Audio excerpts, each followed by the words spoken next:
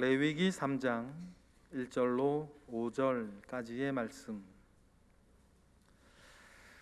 우리 다 같이 한 목소리로 합독하겠습니다. 사람이 만일 화목제의 제물을 예물로 드리되 소로 드리려면 수컷이나 암컷이나 흠없는 것으로 여호와 앞에 드릴지니 그 예물의 머리에 안수하고 회막문에서 잡을 것이요 아론의 자손 제사장들은 그 피를 제단 사방에 뿌릴 것이며 그는 또 그 화목제의 제물 중에서 여호와께 화제를 드릴지니 곧 내장에 덮인 기름과 내장에 붙은 모든 기름과 두 콩팥과 그 위의 기름 곧 허리 쪽에 있는 것과 간에 덮인 거풀을 콩팥과 함께 떼어낼 것이요 아론의 자손은 그것을 제단 위의 불 위에 있는 나무 위의 제단 번제물 위에서 살을 찌니 이는 화제라 여호와께 향기로운 냄새니라. 아멘. 2022년 우리 교회의 표어가 다시 거룩한 교회로입니다. 여러분, 교회가 거룩해진다는 것은 다른 말이 아니라 교회 안의 사람들, 교회 안의 성도 한 사람 한 사람이 하나님 아버지 앞에서 온전해지는 것을 말합니다.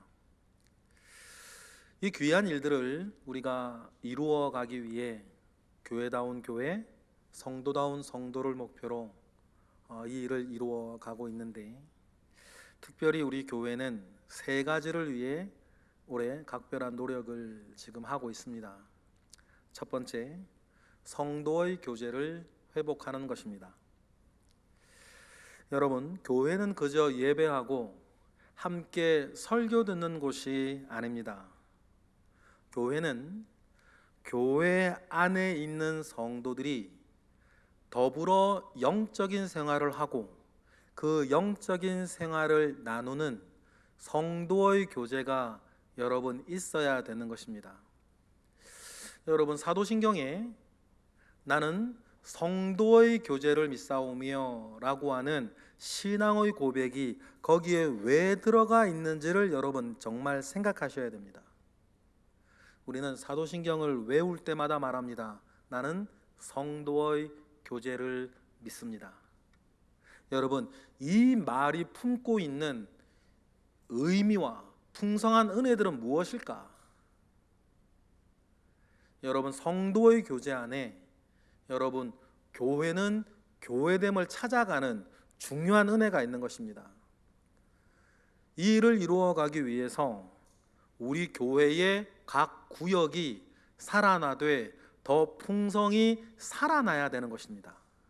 그래서 이곳에 있는 성도 한 사람 한 사람도 구역에 편입되어져서 구역 안에서 마땅한 성도의 교제를 여러분 이루어 가시는 것이 교회고 그것이 성도인 것입니다. 다시 한번 말씀드리지만 우리가 사도신경을 할 때 성도의 교제를 믿는다라고 말한 부분이 왜 그렇게 중요했는지, 사도신경의 12문장 안에 그것이 들어가 있는지를 여러분 꼭 이해하시고 받아들이시며 여러분의 교회 생활에 온전한 성도의 교제가 있도록 애를 쓰시는 것입니다. 두 번째는 교회의 삶을 배우는 것입니다. 여러분, 세상의 그 어떤 것과는 달리 교회는 교회로서의 삶이 있습니다. 교회로 생각하고 교회로 선택하며 교회로 살아가는 교회의 삶이 있어요.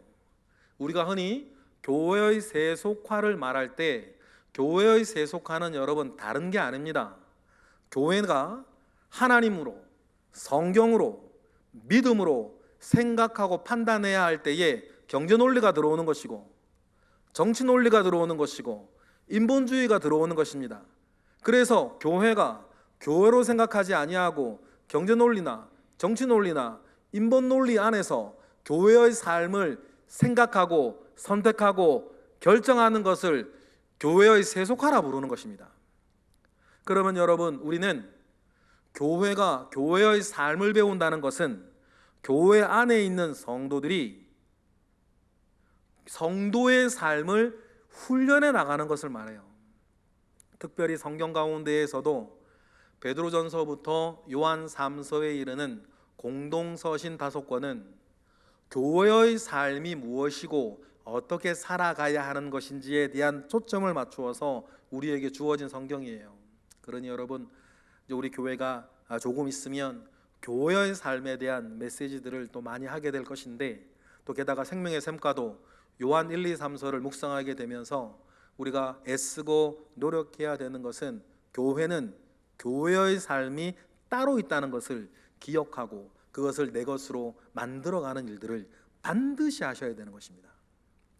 마지막 세 번째 우리의 노력은 코로나로 인해서 지난 3년 가까이 위축되어 있던 우리의 예배를 회복하고 되찾는 것입니다. 예배의 비단 횟수나 예배의 현장, 이 자리뿐만 아니라 예배드림으로 나아가는 우리의 믿음과 우리의 태도와 우리의 모든 것들을 하나님 아버지 앞에서 더 온전하게 되찾고 성숙해 나아가는 일들을 우리는 해야 되는 것이죠. 그러면 하나님께 우리가 온전한 합당한 예배, 그건 어떤 예배를 말하는 것인가? 너무나 감사하게도 하나님은 레위기에서 예배를 받으실 하나님께서 나는 이렇게 드려지는 예배를 원한다고 우리에게 말씀해 주셨다는 것입니다. 그러니 레위기 처음부터 나오는 이른바 레위기의 5대 제사를 통해서 우리가 하나님 아버지 앞에 예배하고 우리가 하나님 아버지 앞에 예배자로 섰을 때에 나는 어떤 믿음과 어떤 영성과 어떤 태도를 가지고 예배해야 하는지에 대해서 여러분, 우리는 그것을 명심하고 예배를 드려야 되는 것이죠. 예배를 받으시는 분이 나는 이러한 예배를 원한다고 우리에게 말씀해 주셨는데, 그거랑은 상관없이 우리의 편리나 나의 어떤 뜻과 나의 어떤 기분에 따라 예배를 드린다면 여러분, 그것은 하나님께서 원하시는 예배가 아니죠. 그래서 우리는 지난 2주간 하나님께서 가르치셨던 예배, 번제의 제사를 우리가 살펴보면서 다드림의 영성에 대해서 배웠고, 지난주에 소제의 제사를 우리가 보면서 비움의 영성에 대해서 배웠고, 오늘 우리가 집중해서 볼 하나님께서 원하신다라고 말씀하셨던 예배의 한 중요한 부분, 오늘은 화목제입니다. 여러분, 화목제는 우리 주님도 말씀하신 매우 중요한 예배의 영성이 들어있는데, 이 화목제에서 이 예배를 하나님께서 여러분의 개별적 예배와 우리 모두가 드리는 이 예배를 하나님께서 받으시는가 안 받으신가를 가늠하는 중요한 기준이 이 화목제에 들어있다는 것을 우리는 먼저 기억해야 합니다. 그러면 먼저 결론적으로 이 화목제에 들어있는 영성은 무엇인가? 한마디로 결론 맺으면 그것은 화평의 영성, 평화의 영성이다 라고 우리는 기억해야 합니다. 예수님께서 좀 전에 말씀드렸던 것처럼 예수님께서 특별히 또한 떼어내어서 언급한 부분이니 오늘 나누어지는 말씀을 통해서 여러분의 예배, 여러분 한 사람 한 사람의 예배에 이 화목제가 이루어지고 평화와 화평의 영성이 여러분의 예배에 있기를 주님의 이름으로 축복합니다. 화목제는 보통 세 가지 경우에 드렸습니다. 먼저는 감사제예요. 말 그대로 하나님의 은혜에 감사할 때 드리는 예배가 감사제죠. 여러분의 예배에 감사가 많다는 것은 그만큼 하나님으로부터 여러분이 받은 은혜가 크고 내가 그 은혜를 받은 사람이라는 것을 아는 거예요. 그러니 여러분, 오늘 이 시간에도 저와 여러분의 예배에 감사제의 영성이 있기를 바랍니다. 그리고 두 번째는 서원제예요.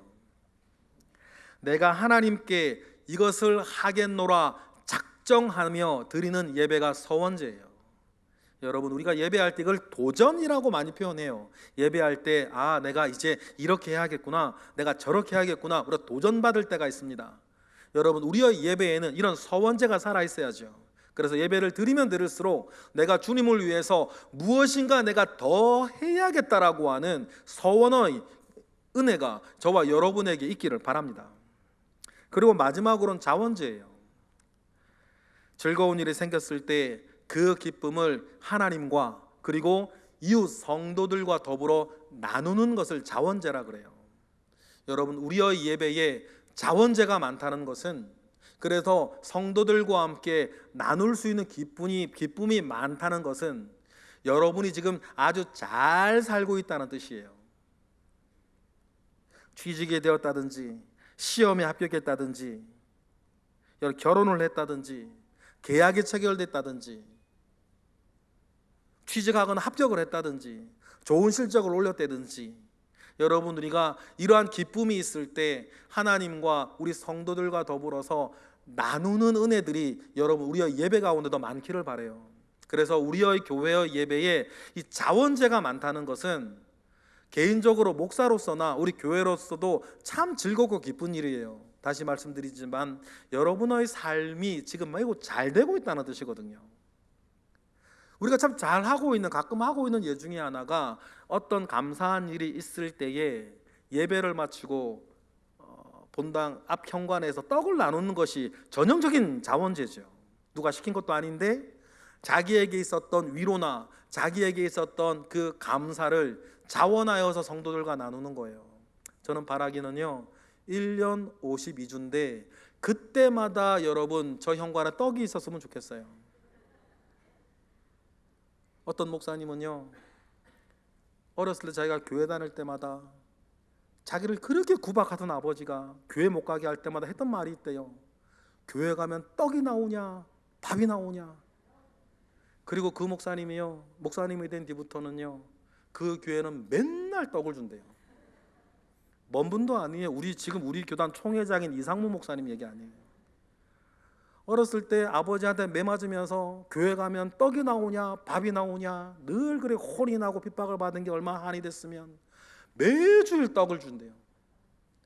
그런 것처럼 여러분, 교회에서 주는 떡 말고요, 우리 교회에 여러분에게 좋은 일이 많고 여러분에게 기쁜 일이 많고 감사한 일이 많아가지고 매주 저 앞에 떡이 있으면 얼마나 성도가 기쁘고 목회자로서 기쁠까. 여러분을 축복하고 있습니다. 우리의 예배, 여러분의 예배에 이 자원제가 많기를 축복합니다. 그런데요, 우리가 이렇게 바라고 원하는 이런 화목제가 오늘 우리가 드리는 예배, 여러분이 개인적으로 드리는 예배 때마다 온전한 화목제가 이루어지면 얼마나 좋겠냐마는, 언제 어디서 누구로부터든 우리의 화목을 깨는 사건들이 여러분의 삶에 언제나 있다는 사실이에요. 그것이 사람 때문일 수도 있고 그것이 어떤 사건 때문일 수도 있죠. 그러면 여러분, 오늘 우리 모두를 생각해 보겠습니다. 지금 여러분 기분 어떠세요?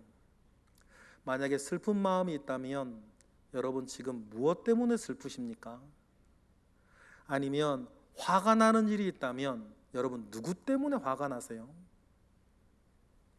여러분들이 어떤 일에 대해 지금 스트레스를 받고 있다면 여러분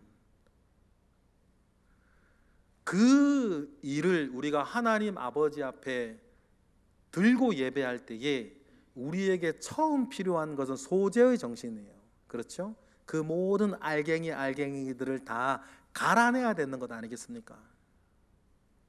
그리고 갈아내어진 그 알갱이들을 아름답게 극복하는 이 화목제의 정신이 저와 여러분에게 있어야 돼요. 그래서 화목제의 영성을 화평의 예배, 평화의 예배라고 하는 거죠. 그리고 우리가 먼저 기억할 것이 있습니다. 외부로부터 나의 화목을 깨는 그 일이 중요하지 않고, 그거보다 더 중요한 것은 그 일을 받아내는 내 속사람의 은혜라는 사실들을 기억해야 돼요. 하나님께서 저와 여러분에게 주신 은혜 속에서 그 스트레스거리들이 나한테 더 이상 화목을 깨지 않는 일로 내 은혜로 덮어버리면 문제가 아닌 거예요. 그런데 내게 있는 주님의 은혜가 모자라서 그 사람이 스트레스가 되고 그 일이 슬프고 그 일이 노여워진다면, 여러분, 먼저는 그 사건이나 그 사람을 생각할 게 아니라 내 속의 은혜를 생각하는 거예요. 그래서 하나님을 알고 하나님의 일을 알고, 그래서 하나님께 그 일을 맡긴 사람으로서의 속사람의 화목이 먼저 저와 여러분에게 있어야 되는 것이죠. 그래서 그 일들을 하나님을 알고 하나님을 신뢰하기에 더 좋은 일로 만들어가고자 하는 우리의 믿음의 역사가 저와 여러분에게 먼저 있어야 될 줄로 믿어요. 여러분, 저도 경험으로 알고 여러분들도 아실 텐데, 하나님으로 시작되는 일은 언제나 나로부터 시작하더라. 하나님이 역사하시지 않을 때는 저 사람이 문제고 이 일이 문제다라고 시작이 되어져요. 그러나 하나님이 일을 시작하시면, 여러분도 경험해 보셨을 거예요. 하나님이 일을 시작하시면 언제나 나로부터 시작하신다는 것을 여러분, 우리는 알아요. 그런데 이것이 억지로 안 되죠. 그래서 우리에게 필요한 것이 뭡니까? 은혜라는 것이 필요해요. 그러면 여러분, 우리가 살면서 겪게 되는 상처나 실망, 그 일로부터 찾아오는 슬픔이나 분노를 어떻게 해야 할까? 이거에 대해서 성경은 우리에게 어떻게 하라고 가르치는지 우리 먼저 살펴보겠습니다. 에베소서 4장 26절, 여러분들이 가지고 있는 성경을 찾아주시면 감사하겠습니다. 그리고 잠시 뒤 우리가 한 목소리로 읽을 때에 지금 이 순간 이 말씀을 여러분의 속사람 안에서 여러분 이루어내시기를 바라요. 그러면 에베소서 4장 26절 우리 다 같이 한 목소리로 합독하겠습니다. 분을 내어도 죄를 짓지 말며 해가 지도록 분을 품지 말라. 여러분, 화가 나는 건 어떡하겠습니까? 분노가 일어나는 걸 어떡하겠어요? 그런데 성경은 우리에게 말하죠. 화낼 만한 일이 있어도 뭐 하지는 말아라? 죄를 짓지는 말아라. 아무리 화가 나는 일이 있어도 애쓰고 노력해 보건대 말로나 몸으로나 뭐 하지는 말아라? 죄를 짓지는 말아라. 그리고 두 번째 뭐예요? 그 분을 하루 해가 다 가기 전까지 다 풀어내라는 거예요. 여러분, 이것이 하나님 아버지 앞에서 사는 사람이에요. 그래서 하나님을 생각하고 하나님의 일을 생각하여서 하나님께 맡기는 영성이 있는 사람이 늘 하나님을 의식하며 살기에 슬프거나 화가 나도 말로 몸으로 죄짓지 않고 하나님께 맡길 줄 알기에 여러분, 해 하루해가 지기 전까지는 그 분을 계속 가지고 있지 않는다는 거죠. 이러한 삶의 태도가 우리에게 중요한 이유가 있습니다. 그것은 예수님께서 이 땅에 오셔서 이루신 일이 그 일이기 때문이에요. 예수님께서 이 땅에서 하신 모든 일을 여러분 한마디로 얘기하면 뭘까요? 로마서 한번 찾아보실래요? 로마서 3장 25절. 로마서 3장 25절을 보면 결국은 예수님께서 이 땅에 내려오셔서 우리에게 하신 일을 한 단어로 이렇게 얘기를 하고 계시죠. 우리 읽어보겠습니다. 로마서 3장 25절 다 같이 시작. 이 예수를 하나님이 그의 피로 인하여 믿음으로 말미암는 화목제물로 세우셨다. 그러니 여러분, 성경은 이렇게 말을 해요. 예수님께서 이 땅에서 하신 일을 단 한마디로 얘기하면 화목해 하시는 일이다. 하나님과 우리 사이를 화목해 하고 하나님과 화목하게 된 그 사람은 사람과 사람 사이에서 화목해 하는 일, 화평의 영성 가운데에 살아가는 일들을 하게 되는 것이다 라고 우리에게 가르치는 것이죠. 그래서 예수님과 예수님의 하신 일을, 예수님의 사람들이 이 화목해 하는 일을 하면서 계속 퍼뜨려 나아가는 것이다 라고 우리에게 가르칩니다. 여러분, 이 일이 저와 여러분의 삶에서 구체적으로 일어나기를 바랍니다. 구체적으로 열매 맺어지기를 원해요. 그러려면 우리가 먼저 생각해야 되는 것이 하나 있습니다. 먼 사람 생각하기 전에 바로 여러분 가까이에서 살고 있는 사람들을 먼저 생각하시는 거예요. 왜냐하면 가까이에 있는 사람일수록 더 섭섭해질 일이 많고 더 실망할 거리들이 많기 때문이에요. 이를 사회학적 용어로는 근접상반의 법칙, 이렇게 규정하며 설명하기도 합니다. 근접상반의 법칙이란 가까울수록 상대적으로 무엇인가를 잘못하고 잘못되기를 은근히 바라는 마음이 사람들 가운데 있는 공통적인 성품, 생각이라는 뜻이에요. 아니, 우리는 가까운 사람들이 다 잘 되기를 원하는데 이런 사회학적, 심리학적 용어가 왜 생겼냐? 그래놓고 주변을 돌아보면 가까운 사람을 좀 깔아내리고 험담하는 일들이 우리 주변에 의외로 많다는 사실들을 발견해요. 개인뿐 아니라 나라와 나라 사이에도 흔히 있는 일이죠. 그래서 지리적으로 가까이 있는 나라끼리는 숙명적으로 헐뜯을 때가 많아요. 우리나라에서 옛말에 겨드랑이에서 나는 악취를 되냄새라 그렇게 불렀거든요. 그리고 쓴맛이 나는 나쁜 소금을 되소금이라 불렀어요. 그리고 미련하고 어리석은 사람을 되놈이라고 불렀거든요.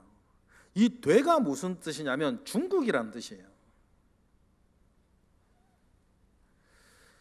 일본은 우리나라를 사람을 낮추어서 조생징이라고 부르고 우리도 일본을 낮추어서 쪽발이라고 욕을 해요. 우리나라뿐 아니죠. 영국에서도 프랑스 휴가라고 하면 허가 없이 자기 멋대로 쉬는 휴가를 프랑스 휴가라고 부르고 메독이라는 성병을 프랑스병이라고 부르고 이에 프랑스에도 맛없고 거친 요리를 잉글리시 디시, 영국 음식이라고 부르고 프랑스인들은 또 바람기에 있는 비서를 독일 비서라 부르고 독일 사람들은 불쾌한 냄새를 프랑스 냄새라 불러요. 돌고 돌고 돌아 영국은 잘 지켜지지 않는 헛된 약속을 프랑스 약속이라고 불러요. 그러니 우리나라뿐 아니라 선진국이라는 영국, 프랑스, 독일 여기도 옆에 있는 나라들은 일단 험담하고 보는 거예요. 개인적으로도 그래요. 개인적으로도 근접상반의 예는 참 잘 찾아볼 수 있는데 여러분의 자녀들이 진짜 싫어하는 사람이 하나 있습니다. 초등학생들이나 특히 중고등학생들은 더 싫어해요. 심지어 대학을 다니고 졸업하고 결혼한 사람들까지도 싫어하는 사람이 있는데 그 사람이 누구냐 하면 엄마 친구 아들, 줄여서 엄친아. 이 엄친아들은 공통점이 있습니다. 특별히 공부들을 다 잘해요.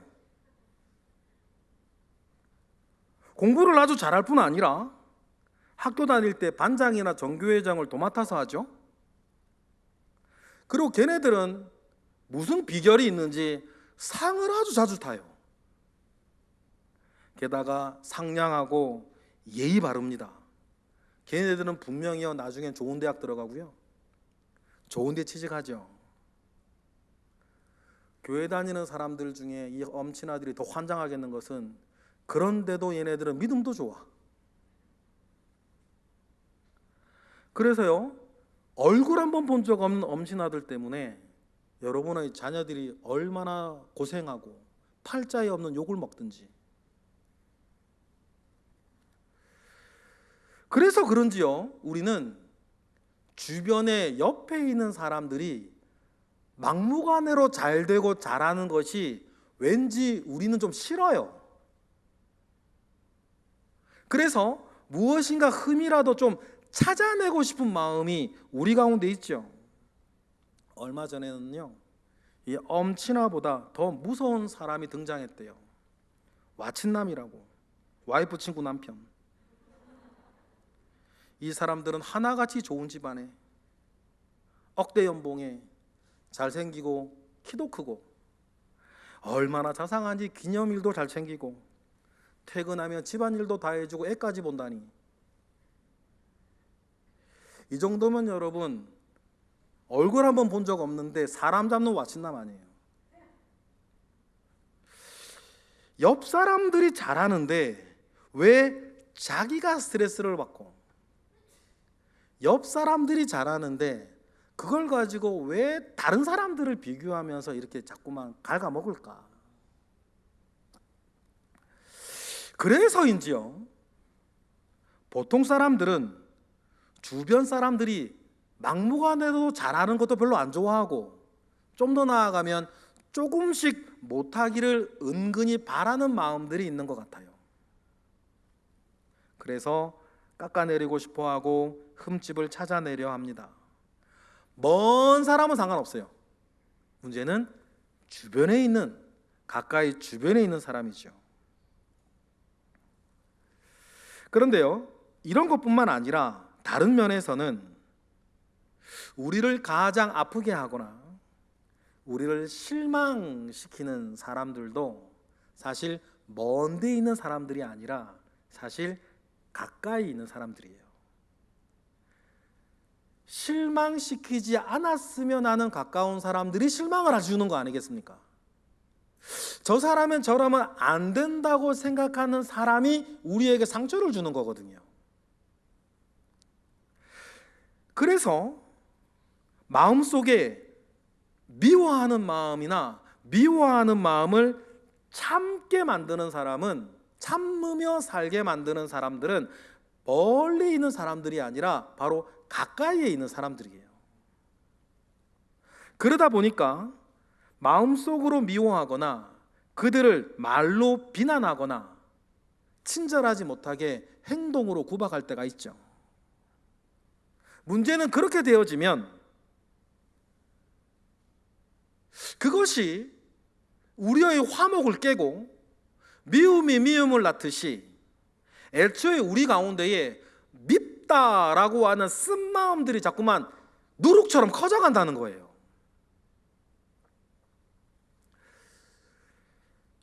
이에 대해서 예수님은 다음과 같이 우리에게 분명하게 지적하셨죠. 우리 마태복음 5장 23절 찾아볼까요? 마태복음 5장 23절은 어쩌면 우리에게 흔히 있고 일반적으로 있을 수 있는 누구에 대한 미운 마음을 우리 주님은 마태복음 5장 23, 24절에 다음과 같이 우리에게 말씀하셨어요.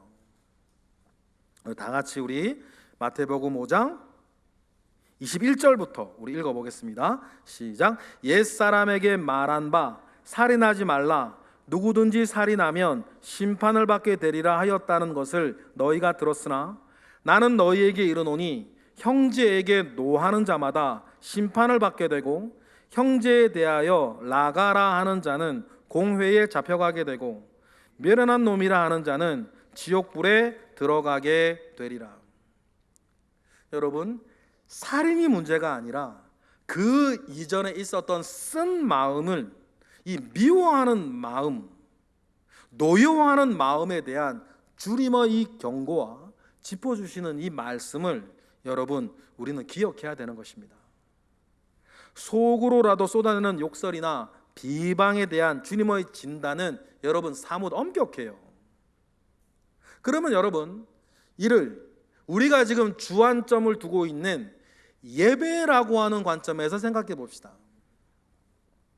이러한 섭섭한 마음, 분한 마음이 하나님 앞에 드려질 우리의 예배를 망치고 있다는 것을 기억하셔야 돼요. 여러분 가운데에 지금 미움이 있거나 아니면 오랜 원한이 상처라는 이름으로, 실망이라는 이름으로 여러분에게 지금 있다면, 예배라는 관점에서 볼 때에 그것이 지금 하나님께 드려져야 할 여러분의 예배를 지금 망치고 있어요. 그것이 중요하죠. 오늘 우리가 읽은 본문에는 화목제에 대한 이야기입니다. 그런데 우리가 읽은 레위기 3장에는 화목제는 어떻게 드리는 거라는 것에 대한 특별한 어떤 규례는 나오질 않아요. 하지만 화목제를 더 자세하게 풀어주는 레위기 7장에는 화목제의 고유한 특징들이 나오지요. 레위기 7장을 한번 찾아보겠습니다. 다른 데에는 없고 이 화목제에만 있는 독특한 규정이라면, 이 화목제를 통해서 하나님께서 말씀해 주고 싶은 거, 드러내고 싶은 것이 있다는 것이겠죠. 그러면 다른 예배에는 없는데 이 화목제에만 있는 독특한 규정을 우리가 한번 읽어볼게요. 레위기 7장 15절이에요. 레위기 7장 15절 다 같이 우리 읽어보겠습니다. 시작. 감사함으로 드리는 화목제물의 고기는 드리는 그 날에 먹을 것이요 조금이라도 이튿날 아침까지 남겨두지 말 것이니라. 감사의 화목제를 드릴 때에 당일 제물이 되었던 고기를 그날 다 먹으라고 그래요.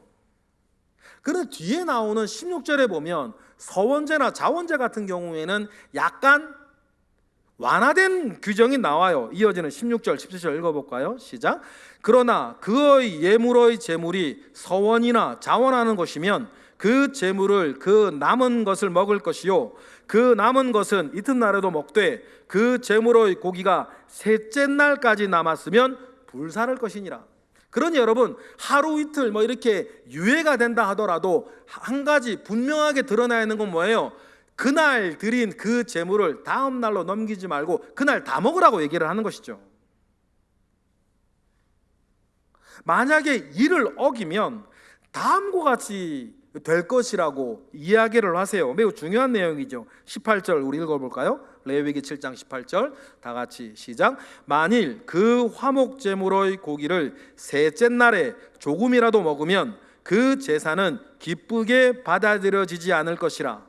드린 자에게도 예물답게 되지 못하고 도리어 가증한 것이 될 것이며 그것을 먹은 자는 그 죄를 짊어지리라. 뭐라 그러세요? 그 다음 날, 셋째 날까지도 그 고기가 남아서 그 고기를 먹게 되면 그 예배는 하나님께서 받으신 예배가 아니고, 또 더 나아가 뭐라 그래요? 그렇게 되어지면 오히려 죄를 짊어지는 것이 될 것이다 라고 말씀하시는 거예요.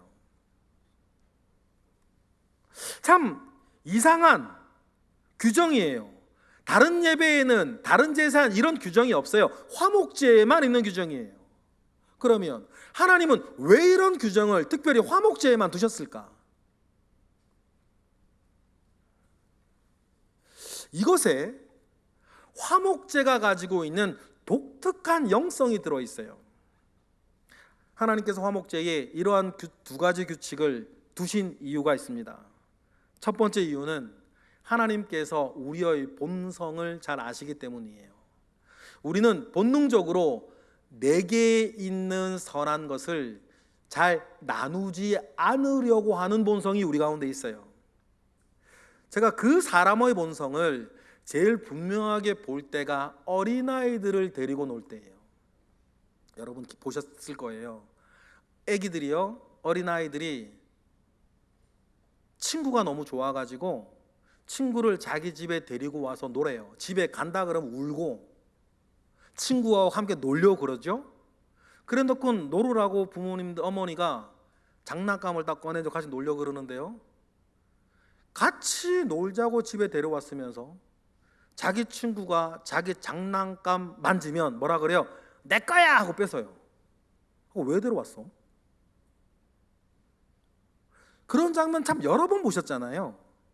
누가 가르친 게 아니죠.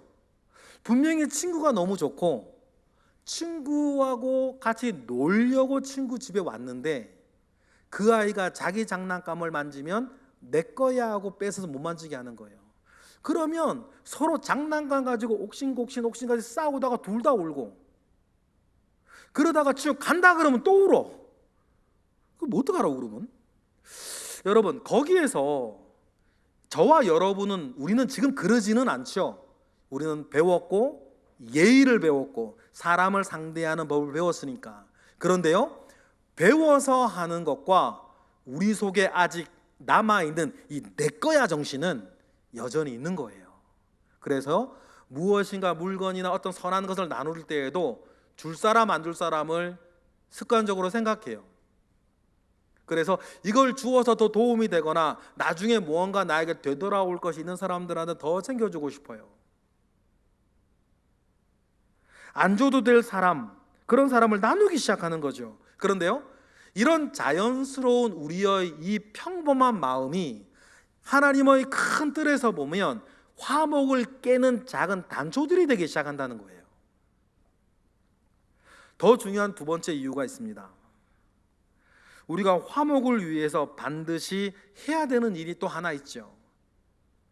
화목제를 드릴 때 보통 짐승을 잡습니다. 짐승을 잡는다는 건 고기가 나온다는 뜻이죠. 여러분 가족들과 오늘 저녁에 삼겹살이라도 구워 먹겠다라고 마음 먹으시면 삼겹살을 몇 근 사시나요? 제가 한참 먹을 때는요, 한 사람당 한 근씩 그렇게 잡고 먹었던 것 같아요. 그런데 조금 나중에 줄더라고요. 그래서 두 사람에 한 근 그렇게 계산하기도 하고, 여성분들이만 좀 껴있으면 뭐 세 사람당 한 근으로 잡기도 해요. 거기다가 야채나 밥도 같이 먹으면 더 줄어들 수도 있죠. 그런데요, 소를 가지고 화목 제사를 드릴 때 소 한 마리를 잡으면요, 고기가 1300근이 나온대요. 큰 놈은 1500근이 나온답니다. 그런데 하나님 명령하시죠. 그날 다 먹으라. 그날 다 먹지 못하면 이 예배는 받음이 안 되고 오히려 다음 날까지 고기를 먹으면 너는 죄를 짊어지게 될 거다. 이런 화목제의 독특한 규정을 주신 거예요. 그러면 여러분, 화목제는 드려야겠어요. 기쁘고 좋은 일이 있고 감사한 일이 있어서 화목제를 드려야 되는데, 중요한 건 뭐예요? 그 고기를 그날 다 먹어야 돼. 그러면 어떻게 해야 될까요? 다 불러야지. 다 불러야 되는 거예요. 내가 좋아하는 사람이나 섭섭했던 일이 있던 사람이나 억울한 일로 서로 다투던 사람이나 화목제를 안 드리면 안 드리는데 하나님 앞에 감사한 일이 있어서 화목제를 드린다고 한다면 다 불러야 되는 거예요. 그러면 어떻게 부르시겠어요? 요즘은 카톡이라도 보내지, 단톡에. 그때는 어떻게 해야 돼요? 찾아가야 되는 거예요. 제가 한나자매랑 섭섭한 일이 있어도 화목제가 있으면 한나 있어? 하고 집에 들어가야 되는 거예요. 그리고는 화목제 드리는데 좀 먹으러 와? 그렇게 얘기하면서 뭐예요? 말문을 트는 거예요. 그리고 한나자매가 오면 함께 먹는 자리에서 싸우겠어요? 그때 미안했다고 이렇게 화목을 이루어내는 거예요. 그래서 화목제에는 1300근, 많으면 1500근이나 되는 그 고기를 하나님은 그날 다 먹어라. 그래서 모든 사람들과 더불어 여러분 화목을 이루어내라고 우리에게 주문하시는 거죠. 여러분, 예수님은 이렇게까지 말씀하셨어요. 만약에 너희들이 하나님 아버지 앞에 예물을 드리며 제사를 드리다가 제사를 드리는 중에라도 누군가에게 상처를 주거나 누군가에게 용서를 받거나 누군가를 용서해 주어야 할 일이 생긴다면 드리던 예배도 뭐하고 멈추고 가서 그 사람과 화목을 이루고 오라 그래요. 지금처럼 우리가 양복 입고 의자에 앉아서 드리는 예배가 아니지 않습니까? 만약에 짐승을 잡아 드리는 예배인데 멈추고 다시 갔다 오면 다시 해야 돼요, 처음부터. 그런데도 예수님은 다음과 같이 말씀하셨죠. 마태복음 5장 23절이에요. 마태복음 5장 23절에 보면 예배를 드리다가 중간에라도 나의 예배를 가로막는 화목을 깨는 어떤 일이 생각나거든 다음과 같이 하래요. 우리 주님 하신 말씀이죠. 마태복음 5장 23, 24절 다 같이 읽어보겠습니다. 시작. 그러므로 예물을 제단에 드리려다가 거기서 내 형제에게 원망 들을 만한 일이 생각나거든 예물을 제단 앞에 두고 먼저 가서 형제와 화목하고 그 후에 와서 예물을 드리라 라고 주님이 말하실 정도였어요.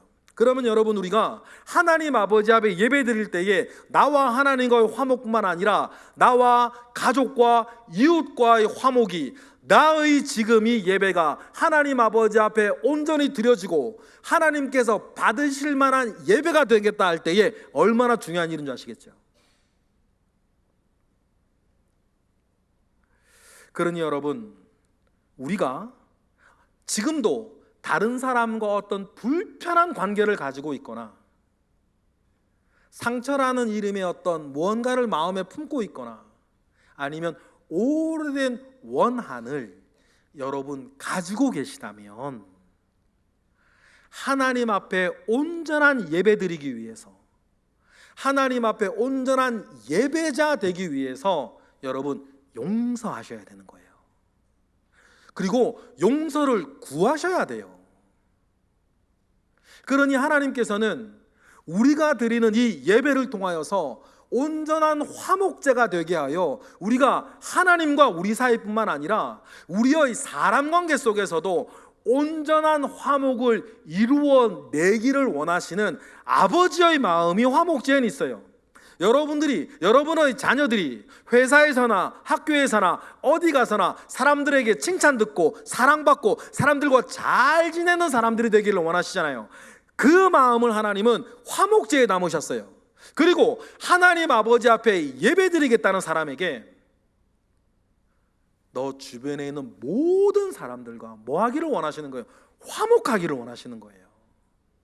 오늘 이 시간 우리는 하나님 아버지 앞에 예배하고 있습니다. 여러분 보십시다. 주님이 말씀하시고 하나님께서 받으시기를 원하시는 예배 가운데 나아갈 때에 여러분, 지금 나의 예배 하나님께서 받으실 만한 것입니까? 다른 것들은 다 지금 정성껏 잘 하고 있는데 내 마음에 아직 풀어지지 않은 응어리, 풀지 못한 매듭이 있다면 여러분 앞으로 가슴을 쳐서라도 노력하십시다. 하나님 아버지 앞에 온전한 예배자 되기 위해서라도 여러분 그 모든 것을 용서하고 내려놓고, 혹 내가 잘못한 것이 있다면 가서 용서를 구하시며 풀으시기를 축복합니다. 상대방이 안 받아주는 거야 할 수 없죠. 그걸 우리가 어떡하겠어요? 상대방이 외면하고 안 받아주는 거야, 그거는 그 사람과 하나님과의 문제인 거고, 여러분 우리는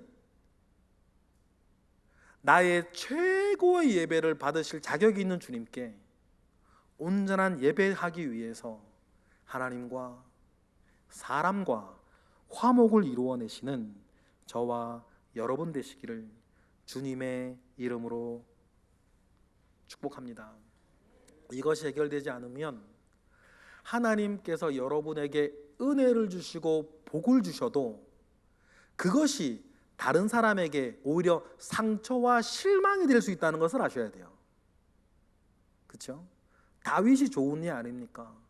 하나님께서 다윗에게 은혜를 주시고 복을 주셨는데 하나님께서 다윗에게 은혜와 복을 주시면 주실수록